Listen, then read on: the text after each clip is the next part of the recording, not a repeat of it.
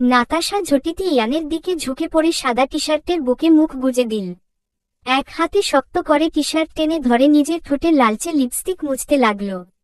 উদ্দেশ্য একটাই, ইয়ান রাজি হচ্ছে না জন্য ইয়ানের টি শার্ট নষ্ট করা। ইয়ান দুই হাতে নাতাশাকে সরানোর চেষ্টা করে, অথচ নাতাশা আরও বেশি আঁকড়ে ধরছে। তনুজা এক হাত কপালে রেখে ব্যস্ত স্বরে বলল, দেখি দেখি নাতাশা সোনা, আমি দিচ্ছি, ভাইয়াকে ছেড়ে দাও। এর মধ্যে ইয়ান ধাক্কা দিয়ে নাতাশাকে সরিয়ে দেয়। মুহূর্তেই নাতাশা ঠোঁট উল্টে গলা ফাটিয়ে কান্না শুরু করে। তনুজা একবার ছেলের দিকে তো আরেকবার নাতাশার দিকে চেয়ে কি করবে বুঝতে পারে না। শেষমেশ দ্রুত নাতাশাকে কোলে তুলে নিয়ে কোমল হাতে পিঠে বুলিয়ে আদরে গলায় বলল, নাতাশা সোনা, কেঁদো না। তোমার লেগেছে? কোথাও ব্যথা পেয়েছ আম্মু? নাতাশার কান্নার বেগ বাড়ল। আহ্লাদে গলা ফাটিয়ে কান্না জুড়ে দিল। ইয়ান ভ্রু কুঁচকে চুপচাপ তাকিয়ে রইল। তন্মধ্যে ইভান ঘরে ঢোকে। দরজা পেরিয়েই নাতাশার কান্না শুনে উদ্বিগ্ন স্বরে জিজ্ঞেস করে, নাতাশার কি হয়েছে? কান্না করছে কেন? ইয়ান তখনও গম্ভীর মুখে বসেছিল। ইভানকে দেখেই ঠোঁটের কোণে একটুখানি হাসির আভাস ফুটে ওঠে। তনুজা ইভানের দিকে তাকিয়ে ফের নাতাশার পিঠে হাত বুলিয়ে কিছু বলতে নিবে, সেই সময় হাতের প্যাকেট সোফায় নামিয়ে ইভান কয়েক কদম এগিয়ে আসে। নাতাশার গালে হাত রেখে বলে, ছোট্ট পরীকে কে কাঁদালো? নাতাশার কান্নার শব্দ মিয়ে আসলো। তরিত ইয়ানের দিকে তাকিয়ে আঙুল তাক করে ঠোঁট উল্টে ফুপিয়ে ফুপিয়ে বলল, ও, নাতাশার কারবার ইভানের ভালো করেই জানা। তবুও ইভান ছেলের দিকে তাকিয়ে বলল, ইয়ান, তুমি কাঁদিয়েছ নাতাশাকে? This is very bad. Ian অভিযোগের সুরে বলল, পাপা, ও আমার টি শার্ট নোংরা করে দিয়েছে, দেখো। নাতাশা নাক ফুলিয়ে চোখ পিটপিট করে ইয়ানের দিকে তাকায়। তনুজা হাসতে হাসতে শর্ত কাটে সবটা বলল। ইভান নাতাশাকে কোলে নিতে নিতে বলল, এসো প্রিন্সেস, আমি ইয়ানকে বকে দিব। এবার খুশি? নাতাশার মুখটা গম্ভীর হয়ে থাকল। ইভানের গলায় মুখ গুজে চুপচাপ রইল। এর মধ্যে ইয়ান ওর ডান হাতটা দেখিয়ে বলল, মাম্মা। তনুজা তাকায়।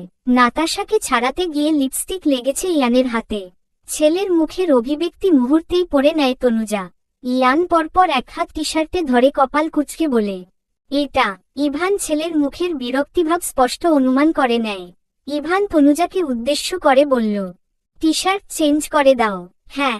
সূচক ঘাড় নাড়িয়ে তনুজা টিস্যু হাতে নিয়ে প্রথমে ইয়ানের হাতটা মুছতে নেয়। ইয়ান গম্ভীর মুখে বলল, মাম্মা, ওয়াশরুম। টিস্যু দিয়ে মুছা ইয়ানের ভালো লাগলো না। তনুজা বুঝে ফেলে, অতঃপর ছেলেকে ওয়াশরুমে নিয়ে যায়। হ্যান্ডওয়াশ দিয়ে ছেলে একাই ধুয়ে লিপস্টিকের দাগ দূর করতে থাকে। ছেলেটা বেশ খুঁতখুঁতে স্বভাবের। এদিকে নাতাশার মুখ ভার। ছোট্ট এক হাতে ইভানের গলা জড়িয়ে ঘাড়ে মুখ গুজে আছে। ইভান নাতাশার মাথায় আলতো করে হাত বুলিয়ে বলল, নাতাশা সোনামণি, একদম রাগ করে না, তোমার জন্য একটা সারপ্রাইজ আছে। নাতাশা তড়িঘড়ি করে মাথা তুলে চাইল।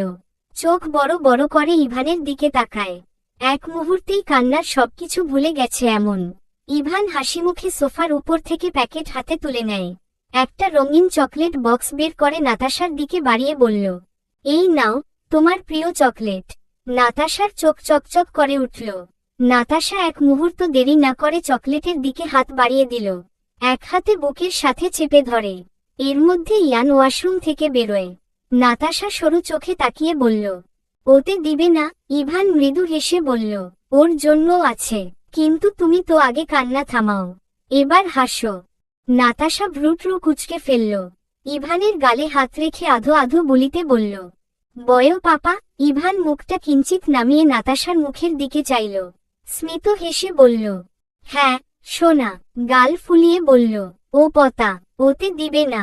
নাতাশার গালে চুমু খেয়ে ইভান একগাল হেসে বলল, তাই? নাতাশা তড়িৎ মাথা উপর নিচ করে হ্যাঁ জবাব দেয়। এর মধ্যে তনুজা ছেলেকে আরেকটা টি শার্ট পরিয়ে দেয়। ইভান আদুরে গলায় বলল, ভাইয়াকে চকলেট না দিলে ভাইয়া কষ্ট পাবে মামুনি, আর আমি ভাইয়াকে বকে দিব, যাতে তোমাকে আর না কাঁদায়। হ্যাঁ। ঘাড় বাঁকিয়ে তাকিয়ে প্রশ্ন তুলল, তত্ত্বী? হুম সত্যি। নাতাশা কোল থেকে নামার জন্য নড়তে থাকে। ইভান বুঝতে পেরে নামিয়ে দেয়। নাতাশা প্যাকেট দেখিয়ে ইভানের আঙুল ধরে বলল, ওটা। ইভান হাসিমুখে প্যাকেট থেকে ইয়ানের জন্য আনা চকলেট বক্স নাতাশার হাতে দেয়। নাতাশা হাতে নিয়ে ইয়ানের দিকে এগোয়। চকলেট বক্স ইয়ানের দিকে বাড়িয়ে গম্ভীর মুখে বলল, নাও, এটা টুমাল। ইয়ান হাতে না নিয়ে গম্ভীর দৃষ্টিতে তাকিয়ে থাকে। এর মধ্যে ইভান আর তনুজা একসাথে বলে উঠল, ইয়ান নাও। ইয়ান হাত বাড়িয়ে নিল। তনুজা বক্স থেকে চকলেট বের করে দেয়। নাতাশা খেতে থাকে। ইয়ান ধীর সুস্থে মুখে দেয়। ইভান ছেলের দিকে ঝুঁকে কপালে চুমু খেয়ে বলে, গুড বয়, তাড়াতাড়ি চলে আসছি দাঁড়ি। এবার হ্যাপি? ইয়ান ঘাড় কাত করে উত্তরে, হ্যাঁ, বলে। অতঃপর ইভান আয়নার সামনে দাঁড়িয়ে শার্টের বাটন খুলতে থাকে। তনুজা সেদিকে চেয়ে বলল, আপনি ফ্রেশ হয়ে নিন, আমি কফি আনছি। ইভান প্রত্যুত্তরে মিষ্টি হাসি উপহার দিল।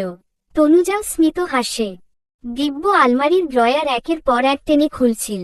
সাথে কপালে বিরক্তির ভাঁজ গভীর হচ্ছিল। অফিসিয়াল দরকারি ফাইলটা খুঁজে না পেয়ে মেজাজ চড়ে যায়। রাগে একের পর এক ফাইল ছুঁড়ে ফেলতে লাগল ফ্লোরে।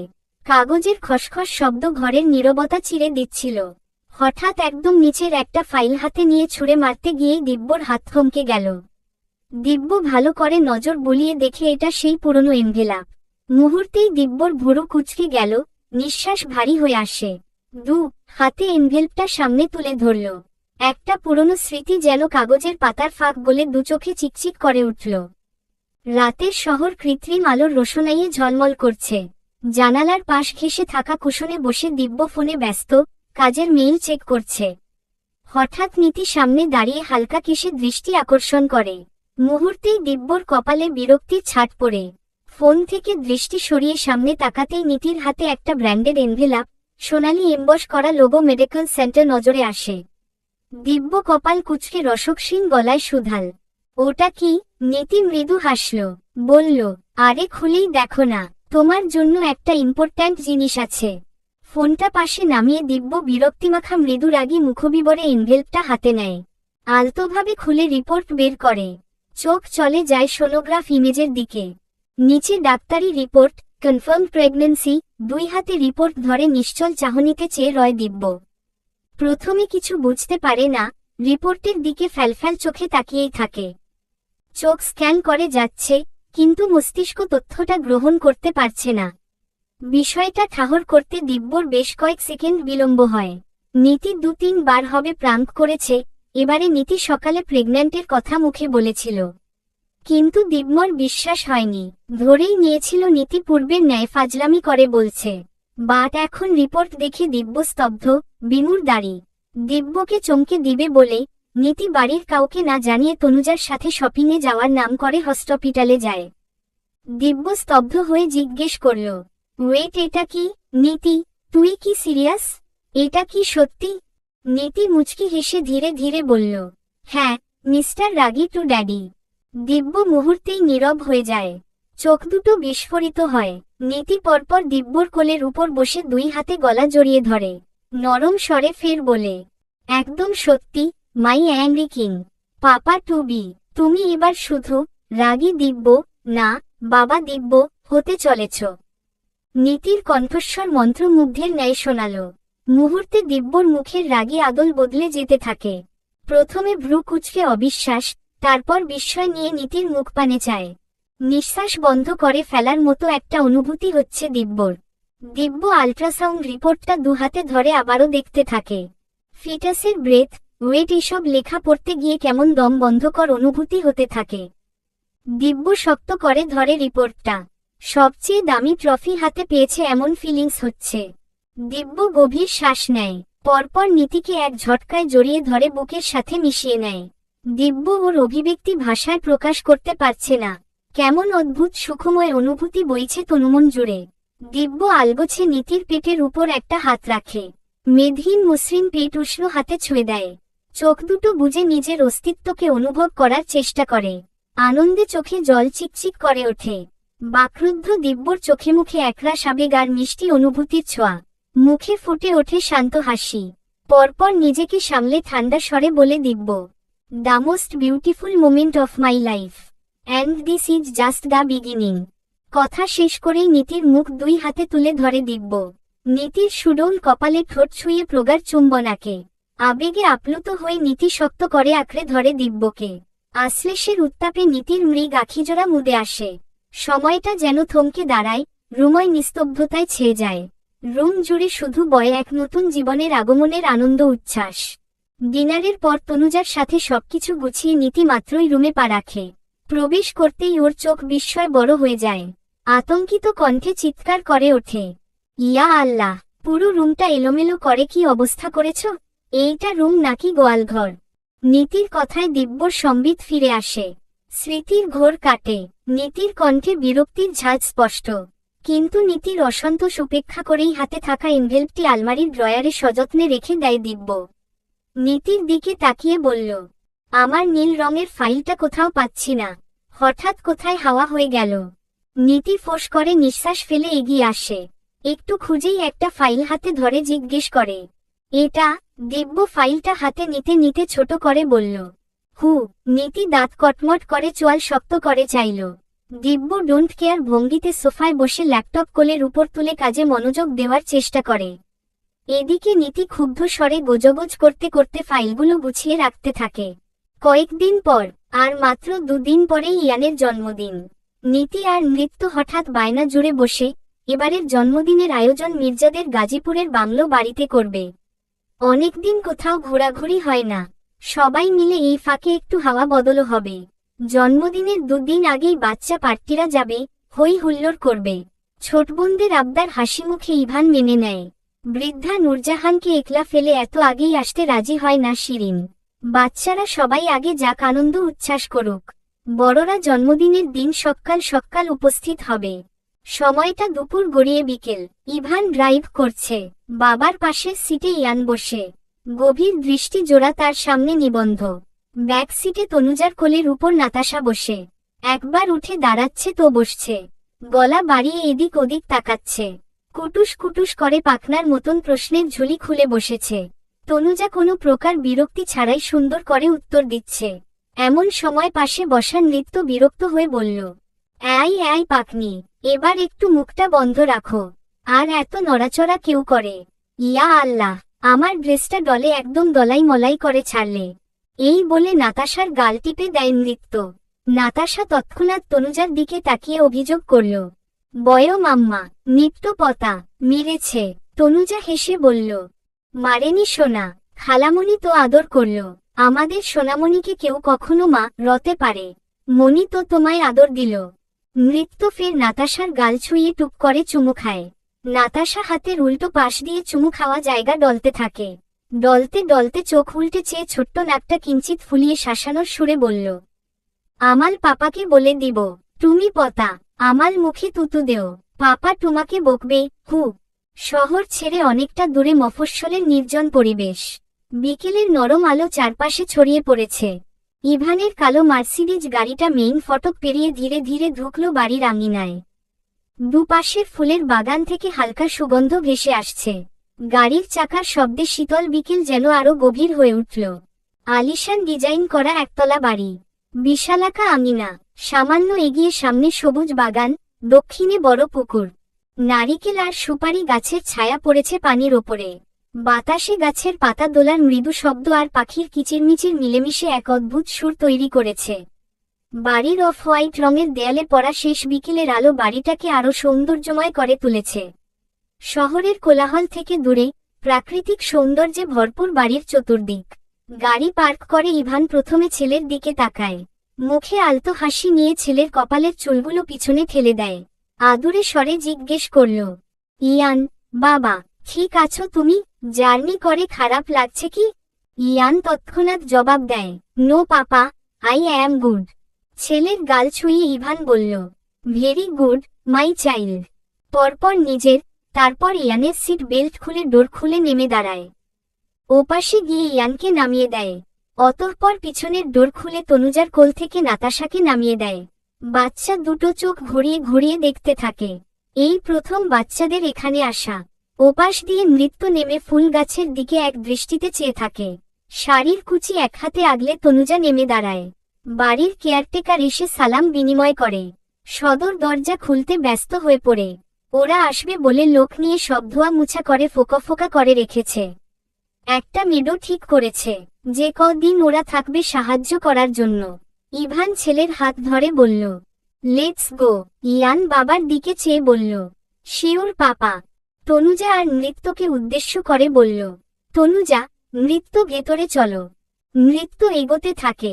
তনুজা নাতাশার ছোট্ট তুলতুলে নরম একটা হাত ধরে হাঁটতে থাকে।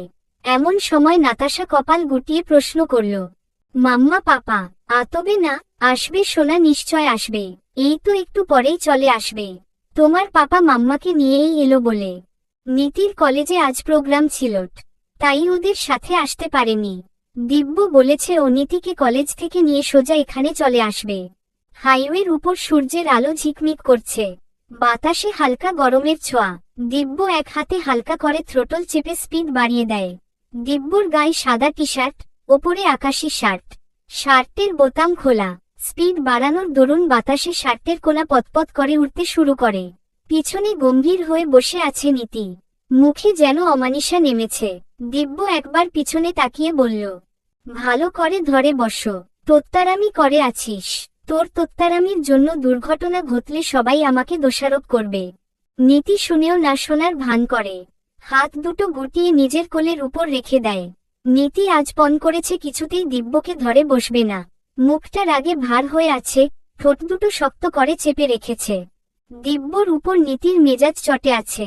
কলেজে নীতির কলিগের সামনে দিব্য ধমক দিয়ে কথা বলেছে।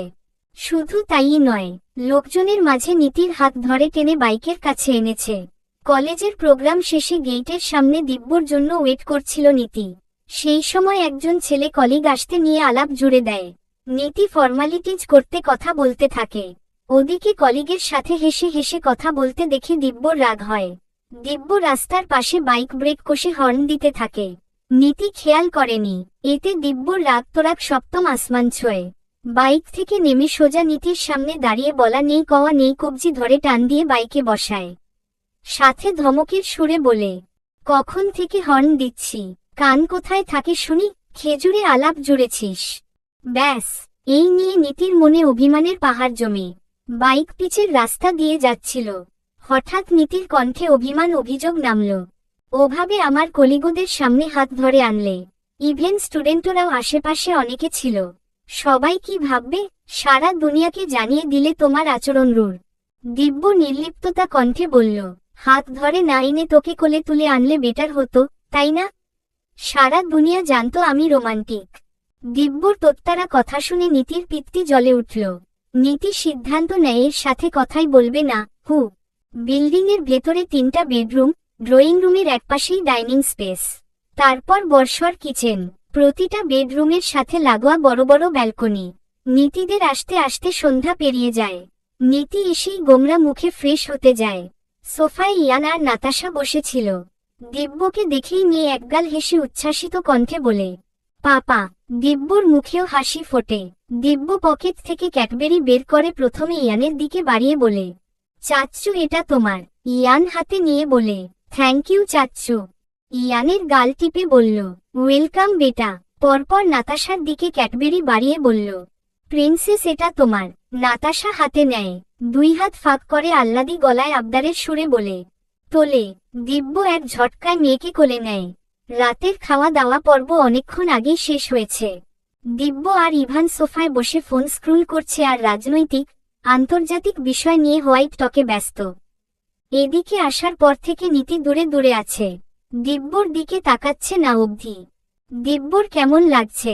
সবই ঠিক আছে, তবুও মনে হচ্ছে কিছুই যেন ঠিক নেই। মনটা কেমন কেমন করছে। দিব্য কয়েকবার কথা বলার ট্রাই করেছে, বাট নীতি এড়িয়ে যাচ্ছে। তনুজা কিচেনে মেয়েদের সাথে থালাবাসন গুছিয়ে রাখছে। নীতি পানি ভর্তি জগ হাতে ডাইনিংয়ে আসে। নীতিকে দেখার সাথে সাথে দিব্য উঠে যায়। পানি খাওয়ার অ্যাক্টিং করে গ্লাসে পানি ঢালতে থাকে। নীতি পা বাড়াতেই হাতে টান পড়ল। দিব্যর এক হাতে পানির জগ, অন্য হাতটা নীতির কবজি ধরে। নীতি মিহি স্বরে বলল, কি হচ্ছে কি? হাত ছাড়ো। দিব্য ফিসফিসিয়ে বলল, সমস্যা কি তোর? এভাবে মুখে গ্রহণ লাগিয়ে রেখেছিস, কথা বলছিস না। নীতি উত্তর দেয় না। দিব্য আদেশের সুরে বলল, নাতাশাকে নিয়ে দ্রুত রুমে আয়। 5 মিনিটের মধ্যেই যেন রুমে পাই। ঠান্ডা অথচ শাসিয়ে আদেশ স্বরূপ বলে দিব্য। নীতির হাত ছেড়ে পানির গ্লাস হাতে নিয়ে এক ঢোকে গ্লাস ফাঁকা করে সোফায় গিয়ে বসে। কিচেন থেকে তনুজা আসে, নৃত্য রুম থেকে বেরিয়ে আসে। তনুজাকে উদ্দেশ্য করে ইভান বলল, তনুজা, ইয়ান, নাতাশা ঘুমিয়ে পড়েছে? হ্যাঁ, নৃত্যের কাছে গল্প শুনতে শুনতে দুজনেই ঘুমিয়ে পড়েছে। এর মধ্যে নীতি আর চোখে দিব্যর দিকে একপল তাকায়। তারপর তনুজার দিকে তাকিয়ে বলল, ভাবিমণি নৃত্য বলছিল নতুন জায়গায় একলা রুমে ওর ঘুমাতে ভয় লাগবে।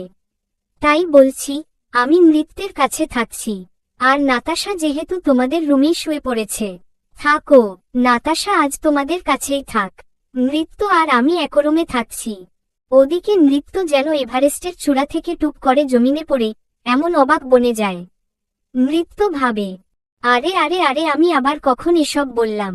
ঘটনা কি আপু যে অদ্ভুত, এটা নতুন নয়, তাই বলে একজনের নাম নিয়ে ডাহা মিথ্যা কথা বলে ফেলবে। নীতির কথা শুনে দিব্যর মুখটা থমথমে হয়ে যায়। আকস্মাৎ দিব্যর মুখ থেকে বেরিয়ে আসে, আর আমি। সবাই দিব্যর দিকে তাকাতেই দিব্য অপ্রস্তুত হয়। আলোর বেগে কথা ঘুরিয়ে নেওয়ার চেষ্টা করে। না মানে বলছি আমি কোন রুমে শুব? রাত হয়েছে, প্রচণ্ড ঘুম পাচ্ছে। দক্ষিণের রুম বরাবর আঙুল তাক করে নীতি, বলে, ওই যে ওটা। সবার সামনে কিছু বলতে পারছে না দিব্য, তবে চোখ দিয়ে শাসায়। নীতি দুই হাত বুকে ভাঁজ করে নির্লিপ্ততা ভঙ্গিতে থাকে। এর মধ্যে তনুজা হঠাৎ বলে উঠল, আচ্ছা এক কাজ করলে কেমন হয়? আমরা মেয়েরা এক রুমে থাকি, ওরা দুই ভাই এক রুমে থাকুক। এই শুনে ইভানের মুখটা ছোট হয়ে আসলো, মুখ দিয়ে চ শব্দ বেরোল। নীতি এক পায়ে রাজি হয়ে যায়। মাত্রই ইভানের দু চোখের পাতা এক হয়েছিল। এমন সময় হঠাৎ অনুভব করল একটা হাত ধীরে ধীরে ওর গায়ে পড়ছে। ঘুমের ঘোরেই একটু নড়েচড়ে হাতটা সরিয়ে দিল, কিন্তু কিছুক্ষণ পরেই আবার সেই স্পর্শ। নীতি, এত নড়াচড়া করিস কেন? চুপচাপ ঘুম। দিব্যের অস্পষ্ট ফিসফিসানিতে ইভান চমকে উঠল। ও হাত সরিয়ে দিয়ে পাশ ফিরে শোয়ার চেষ্টা করল, কিন্তু দিব্য যেন আজ বেশ নাছোড়বান্দা। আবার ওর দিকেই সরে এলো, হাত বাড়িয়ে ঘুমের মধ্যেই ওকে টেনে নিতে চাইল। ইভান এবার বেকায়দায় পড়ে ধপ করে বালিশ তুলে নিয়ে উঠে পড়ল। একরাশ বিরক্তিতে চ শব্দ উচ্চারণ করে সোফার দিকে হাঁটল। একটুখানি নিরিবিলি ঘুমের আশায় গুটিসুটি মেরে শুয়ে পড়ল সোফায়। কিন্তু ধীরে ধীরে ইভান টের পায় কিছু একটা ঠিকঠাক নেই। অভ্যাসবশত হাত বাড়িয়ে কাউকে জোড়াতে চাইছে, কিন্তু পাশে তো কেউ নেই। তার নিজেরই অস্বস্তি লাগতে শুরু করল। ঘুম আসছে না একদম। এক ভাই অবচেতনে কাউকে আঁকড়ে ধরে রাখতে চাইছে, আরেকজন নিজের অভ্যাসের ফাঁদে আটকে পড়ে শুয়ে উসখুস করতে থাকে। চলবে।